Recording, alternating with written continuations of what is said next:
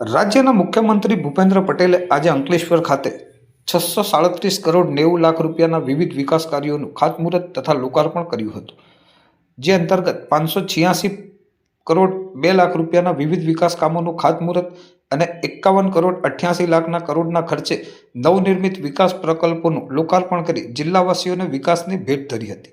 જે અંતર્ગત શિક્ષણ વિભાગના 18.29 કરોડના ખર્ચે 17 જેટલા કામો હાથ ધરાશે, જેમાં 4 કરોડ 82 લાખના 8 કામનું ખાતમુહૂર્ત અને 13 કરોડ 47 લાખના 9 કામોનું લોકાર્પણ કરવામાં આવ્યું હતું.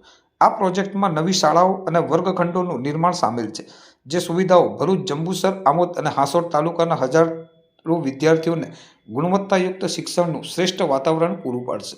ભરૂચ જિલ્લામાં શિક્ષણ વિભાગના 18 કરોડ 29 લાખના ખર્ચે 17 જેટલા કામોમાંથી 4 કરોડ 82 લાખના 8 કામનું ખાતમુહૂર્ત અને 13 કરોડ 47 લાખના 9 કામોનું લોકાર્પણ થયું હતું, જેમાં ભરૂચ, જંબુસર, આમોદ અને હાંસોટ તાલુકાના હજારો બાળકોને નવી શાળાઓ તથા ઓરડાઓની સુવિધાઓ મળશે. નગરપાલિકા વિસ્તારમાં જુદી જુદી જગ્યાએ અંડરપાસ, ગરનાળાઓ, પેવર બ્લેક રસ્તા અને ફિશ માર્કેટનું આધુનિકરણ થશે. જિલ્લામાં નવા રોડ રસ્તા બનતા ભારે વાહનો તથા ટ્રાફિક સમસ્યાનું નિરાકરણ, રસ્તા પરથી પસાર થવામાં થતી મુશ્કેલીઓ દૂર થશે, તેમજ ટ્રાફિક સમસ્યાનું નિરાકરણ થવાથી ઈંધણ અને સમયની પણ બચત થશે. વ્યવહારિક લેવી જોઈએ. એમાં આપણને સરકારે જેના ફાયદા આપ્યા છે, જેના માટે બનાવ્યા, એ ફાયદા લેવા બી જોઈએ. પણ બને એટલા પૈસા સરકારમાં ભરવાના થાય તો ક્યારે ભરે?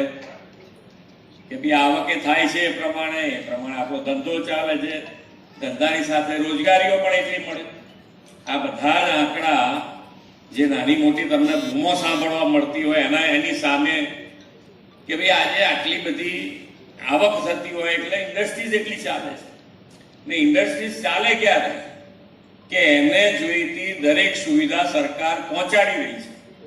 પાણી જોઈતું હોય, લાઇટ જોઈતી હોય, રોડ રસ્તા જોઈતા હોય, એ બધી જ વ્યવસ્થા સરકાર પહોંચાડી રહી છે.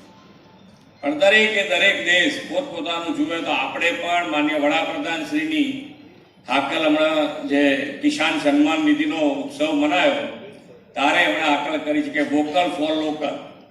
એટલે આપણે સ્વદેશી વસ્તુનો આગ્રહ કરવાનો જ બધાને વિશ્વાસ છે કે આપણે પહોંચવાના જ છીએ.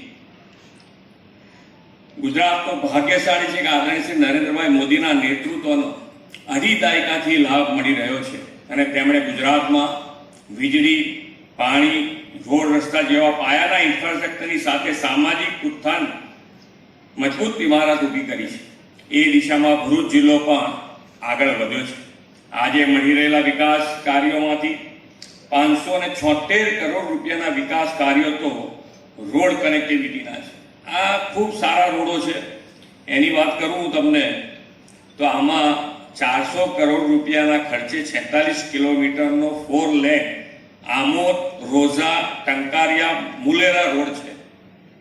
વડોદરા મુંબઈ એક્સપ્રેસ વેના વાહનો સીધા દહેજ જઈ શકે એના માટે આ રોડ 400 કરોડ રૂપિયાના ખર્ચે આપણે તૈયાર કરી રહ્યા છીએ.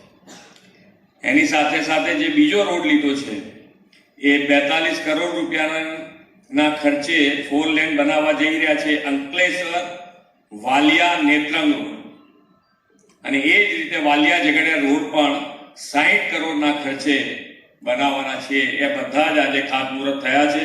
જેટલા બને એટલા ઝડપથી થાય અને ક્વોલિટી વાળા થાય એ રીતે આપણે આગળ વધીશું. ને એનું ધ્યાન તમારે પણ રાખવાનું કે ક્વોલિટી વાળું વર્ક થવું જોઈએ. બધા બેઠેલા આજે જે લોકાર્પણ અને ખાતમુહૂર્ત થયા છે એમાં આરોગ્યના કામો છે, રમતગમત, તાલુકા ક્ષેત્રનું એક સ્પોર્ટ્સ કોમ્પ્લેક્સ તૈયાર થઈ ગયું છે, એનું આજે લોકાર્પણ થયું છે. શિક્ષણ અને શહેરી વિકાસના કામો, ભરૂચ લોકોના ઇઝ ઓફ લિવિંગમાં વધારો કરશે તેવો મને વિશ્વાસ. વડાપ્રધાન શ્રી નરેન્દ્રભાઈની વિઝનરી લીડરશીપમાં ગુજરાતમાં વિકાસ